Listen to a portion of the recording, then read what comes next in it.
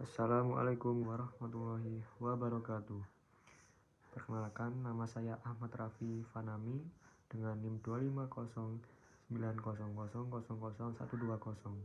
dari kelas D. Baik, di sini saya akan membahas fenomena tentang kepedulian sosial dalam perspektif pendidikan agama Islam di semester 2 dengan judul Kepedulian Sosial sebagai Implementasi Akhlak Islam di Era Kontemporer. Untuk tujuan pembahasan ini adalah untuk menganalisis tentang bagaimana fenomena kepedulian sosial di masyarakat modern dan mengkaitkannya dengan nilai-nilai akhlak Islam serta memberikan solusi praktis agar kepedulian sosial bisa berjalan dengan baik dan semakin tumbuh dalam kehidupan sehari-hari. Baik, untuk di bagian deskripsi kasus fenomena kepedulian sosial sudah tampak jelas dalam gerakan solidaritas masyarakat saat bencana alam. Contohnya, di sini saya akan mengambil tentang berita ketika gempa bumi dan tsunami yang melanda Aceh pada Desember tahun 2004. Masyarakat dari berbagai daerah berusaha memberi bantuan dengan cara menggalang dana atau menggalang bantuan seperti berupa makanan, minuman, kemudian ada pakaian, dan kebutuhan yang lainnya. Nah, mengapa kasus ini penting saya bahas? Karena di kasus ini dapat menunjukkan adanya nilai-nilai akhlak Islam yang hidup di tengah masyarakat, sekaligus mengingatkan bahwa kepedulian sosial adalah kebutuhan mendasar dalam menjaga harmoni kehidupan. Baik, untuk bagian analisis kasus ada faktor penyebab. Di sini yang pertama ada rasa empati terhadap penderitaan sesama. Tidak bisa dipungkiri bahwa masyarakat sangat berempati terhadap masyarakat lainnya dikarenakan mereka merasa senasib. Kemudian ada kesadaran kolektif. Di sini menjelaskan bahwa bencana itu bisa datang dan menimpa siapa saja, kapanpun dan dimana saja. Kemudian nilai agama yang mendorong umat untuk saling menolong. Nah, di sini terdapat nilai-nilai agama yang dapat memotivasi umat untuk saling menolong kepada umatnya yang lainnya. Kemudian ada dampak positif. Yang pertama dapat memperkuat ukhuwah Islamiyah. Kemudian ada menumbuhkan rasa aman dan memperlihatkan wajah Islam yang rahmatan lil alamin. Kemudian ada dampak negatif, ini yang kedua. Jika kepedulian sosial hanya bersifat sesaat, maka solidaritas itu bisa memudar dan melemah kapan saja setelah isu mereda. Kemudian nilai akhlak Islam yang saling berkaitan, yaitu yang pertama ada tolong menolong atau ta'awun. Islam mengajarkan bahwa untuk saling tolong menolong kepada umatnya atau kepada sesama umat dan kepada umat yang lainnya. Kemudian ada kasih sayang atau rahmah.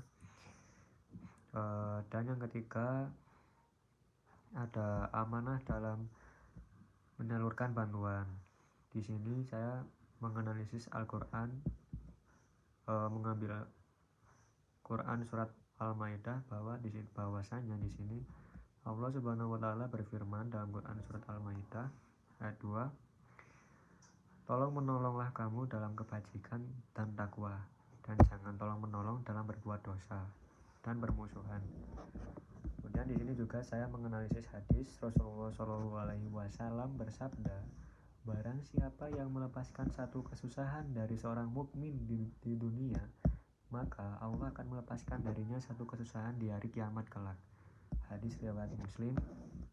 Kemudian di sini saya juga mengambilkan tentang pendapat ulama bahwasanya di sini Imam Al-Ghazali menekankan bahwa akhlak mulia itu bukan hanya sekedar ibadah ritual saja, tapi juga melainkan tentang bagaimana kita mencakup kepedulian kita terhadap sesama manusia, baik sesama umat, sesama suku, dan sesama lainnya.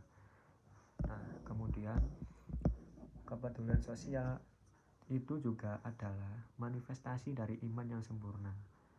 Hal ini selaras dan relevan dengan mata kuliah pendidikan agama Islam di semester 2 ini tentang materi akhlak Islam dalam pendidikan agama Islam di semester 2 ini menekankan bahwa pentingnya mengimplementasikan nilai-nilai Islam dalam kehidupan nyata, termasuk salah satunya yaitu adalah tentang kepedulian sosial sebagai bentuk akhlak mulia.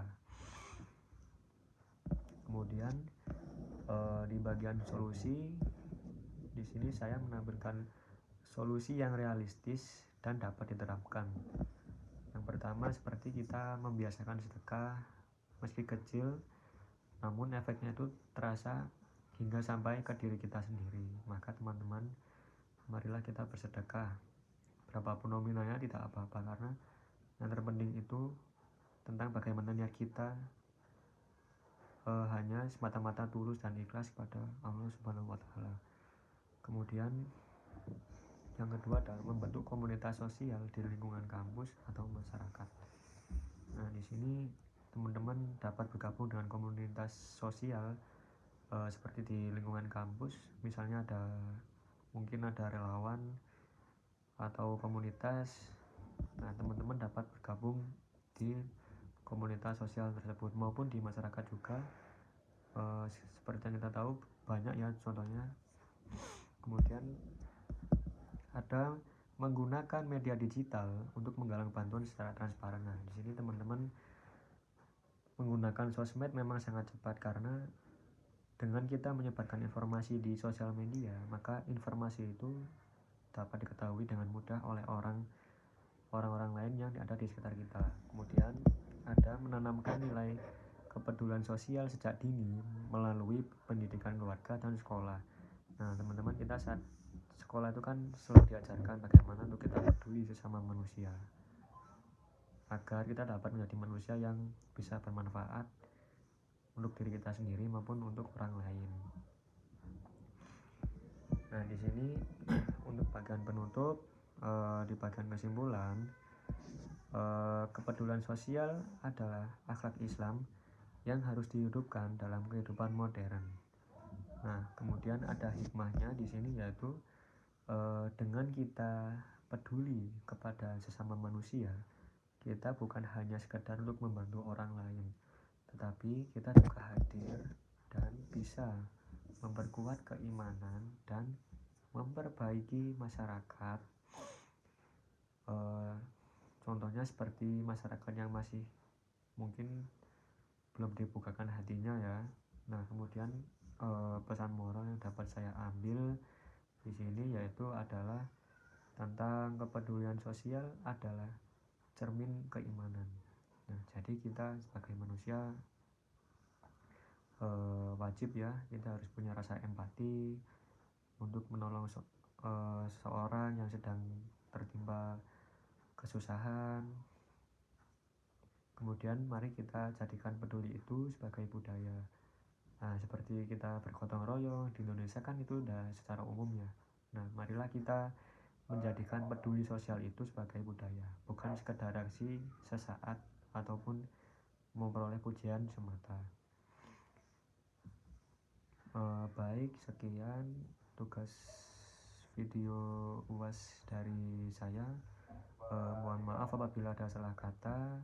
Wassalamualaikum warahmatullahi wabarakatuh.